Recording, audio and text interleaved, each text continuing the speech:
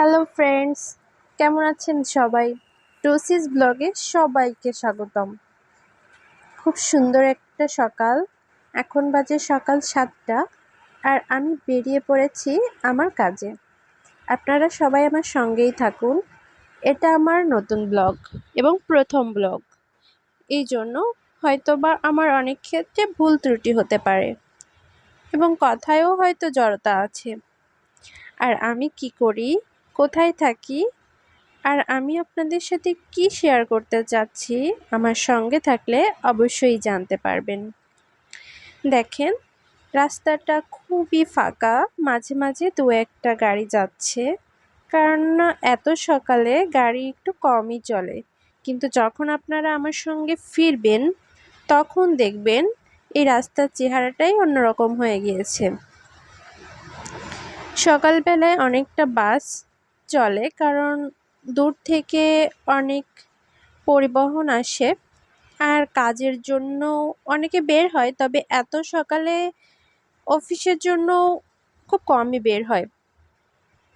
তো আমি গাড়িতে উঠে পড়েছি আর আমার পাশে একজন ছিল আর সামনে দুইটা মেয়ে বসেছিল। তারা অনেক অনেক কথা বলছিল, এত কথা বলছিল। আর গাড়িটা ফাঁকা থাকলে একটু অন্যদিকে ক্যামেরা ধরতাম, তারপরেও চেষ্টা করেছি পাশে দেখানোর জন্য। গাড়ির সংখ্যা একটু একটু করে বেড়েই চলেছে সময় যত যাচ্ছে। আর বেসিক্যালি এই শহরের পরিবেশটা অনেক অনেক সুন্দর, আমার সঙ্গে থাকলে দেখতে পাবেন।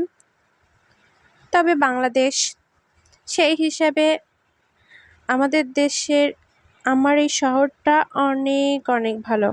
বাংলাদেশ কথাটা এই জন্য বললাম, হয়তোবা অন্যান্য বড় দেশের মতো, ইউরোপিয়ান কান্ট্রির মতো আমাদের দেশটা এত পরিষ্কার নয়, কিন্তু আমার শহর আমার কাছে খুবই ভালো একটি শহর। দেখেন, সকালবেলা আমি এখানে একটা সুন্দর একটা ফুলের বাগান আছে, সেখানে আমার প্রতিদিনই আমি এখান থেকে যাই। আমার খুবই ভালো লাগে এখানটা। দেখেন, রাস্তাঘাটে একটা মানুষ নেই। আমার যাওয়ার সময় হয়তো একটা মানুষও আমার সামনে এখানে পড়েনি। এখানটা সবুজ লাগলেও এখানে অনেক ঘাস। এটা দেখতে ভালো হলেও এখানে অনেক মশার জন্ম হয়। সেদিক বিবেচনা করলে এখানে একটু পরিষ্কার পরিচ্ছন্নতা থাকা উচিত ছিল। এখানে এত সুন্দর দুইটা ফুল ছিল। আমি আগের দিন এখান থেকে আসার সময় এখানে থাই গ্লাস থেকে রোদ এসে পড়েছিল, এত সুন্দর লাগছিল, মনে হচ্ছিল রূপার ঝলক। যাই হোক, এখানেও একটা বাসার সামনে সুন্দর ফুল ফুটেছিল, আমি আর সেটাকে ক্যামেরা বন্দি না করে পারলাম না। এখন আমি একটা কাজে যাচ্ছিলাম, সেখানে একটা সময়ের বিষয় ছিল, তাই এখন প্রকৃতির দিকে অবলোকন করলে কাজ হবে না, আমার টাইম পাস হয়ে যাচ্ছে, তাই আমাকে দ্রুততার সঙ্গে হেঁটে যেতে হচ্ছিল। তা সত্ত্বেও আমি এগুলোকে ক্যামেরাবন্দি না করে পারলাম না। দেখেন, এখানে এই যে একটা পুকুর, শহরের পরে একটা পুকুর দেখা অনেক বড় বিষয়। আর যেদিন আমি এখানে প্রথম এসেছিলাম, আমাকে লোকেশনটা দেখানো হয়েছিল, বলছিল যে একটা পুকুর আছে সামনে। যাই হোক, আমি বাসায় উঠে গেলাম। সরি বন্ধুরা, আমার আসলে একটু ঠান্ডা লেগেছে, তাই কাশি হচ্ছে। আর এখানে এই গাছটা কিছুদিন আগেই আম ছিল, আমটা শেষ হতে না হতেই আবার আমের ফুল চলে এসেছে। যাই হোক, আমি বাসায় পৌঁছাই গেছি, এখন ঢুকবো।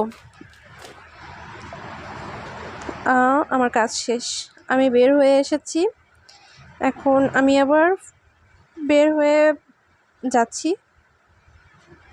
এখন একটু দেখেন কতটা গাড়ি রাস্তায়, মানে যদি আমি নয়েজটা দিতাম তাহলে শুনতে পাইতেন এত শব্দ।